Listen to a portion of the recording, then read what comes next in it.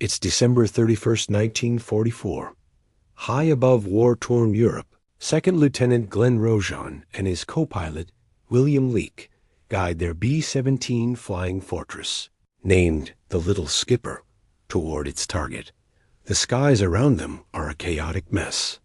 Bursts of anti-aircraft fire or flak paint the air with deadly explosions, and the entire crew is on edge, bracing for the dangerous flight ahead.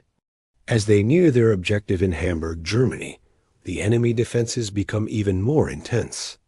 Ahead of them, several other B-17s in the formation take heavy damage and start to fall away.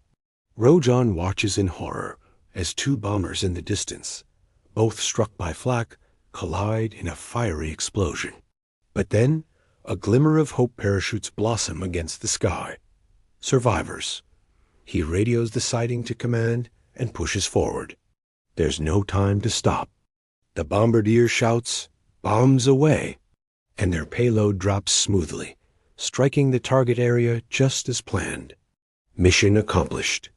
The formation of bombers banks, turning back toward the sea for the long flight home. But the danger is far from over. Suddenly, a frantic voice crackles over the radio. "Bandits, 11 o'clock high." In an instant, the sky is filled with enemies. Sleek, fast-moving German Me-262 jets, the world's first operational jet fighters, slice through the American bomber formation. They're followed by swarms of traditional propeller fighters, the Bf-109s and FW-190s. The air explodes into a swirling dogfight. The remaining bombers tighten their formation for mutual protection, but turbulence and the damage they've already sustained make it incredibly difficult to stay aligned.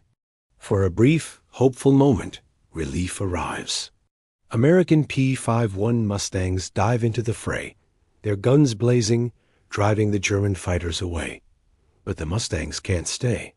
They have another group of bombers further ahead to protect, and soon they peel off, leaving Rojohn's formation alone and vulnerable once again.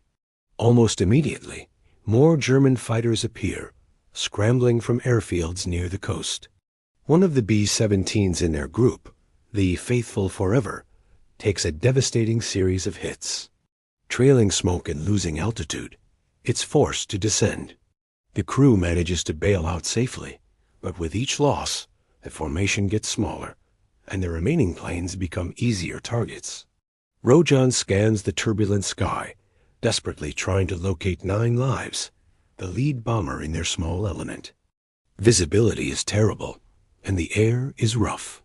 What he doesn't know is that 9 Lives is in serious trouble. Earlier flak damage has subtly warped its structure, causing it to slowly, almost imperceptibly, drift upward within the formation. A pilot in a nearby bomber spots the impending disaster. His voice screams over the radio, "Rojohn, pull away, you're getting too close."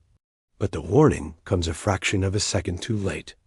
At exactly 12:44 p.m., the unthinkable happens. The Little Skipper and 9 Lives collide in midair. The impact is violent, a sickening crunch of metal on metal that locks the two massive aircraft together in a grotesque embrace. Rojohn's bomber, the Little Skipper, is now trapped underneath 9 Lives, carrying the full weight of the crippled bomber on its back. Both planes are still flying, but just barely, fused into one horrifying, unstable machine. Rojohn looks out his cockpit window and can't believe his eyes.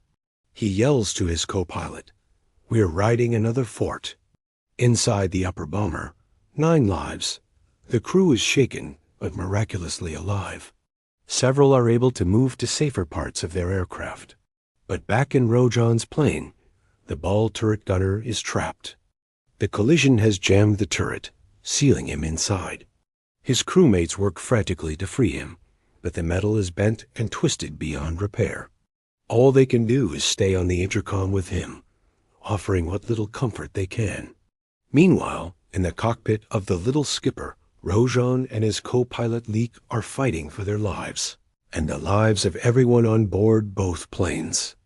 The combined weight of two B-17s is immense. A fire has started on one of the wings and threatens to spread to the fuel tanks. With sheer desperation, they brace their feet against the instrument panel, pulling on the controls with every ounce of their strength just to keep the two fused bombers from spiraling into the ground. Rojohn makes a split-second decision. They have to reach land. Bailing out over the freezing North Sea would be a death sentence. With almost superhuman effort, they begin to turn the conjoined planes. Slowly, impossibly, the two locked bombers respond. With steady hands and calm voices, Rojohn and Leek guide the crippled aircraft back toward the German coastline. The crew in the rear of the little skipper prepares to jump.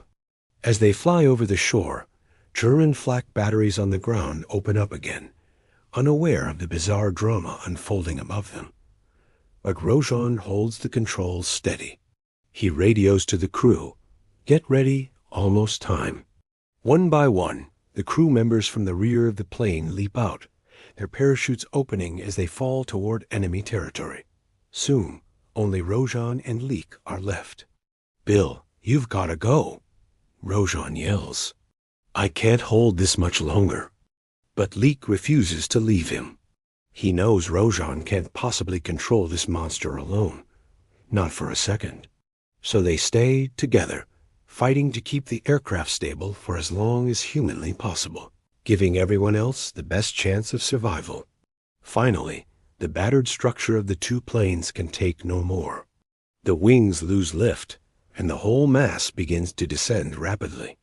The impact with the ground is tremendous, tearing the two bombers apart. Miraculously, the cockpit section remains largely intact, and both Rojohn and Leek escape with only minor injuries. On the ground, German soldiers who had been watching this unbelievable spectacle in the sky rush to the crash site. They aren't there to capture or harm the pilots. They're trying to prevent a fuel spill from igniting. Even the enemy soldiers are in complete awe of the airmanship they just witnessed. In the end, 6 crew members from the little skipper and 4 from 9 lives survived the ordeal. Rojohn and Leek were both awarded medals for their incredible skill and bravery.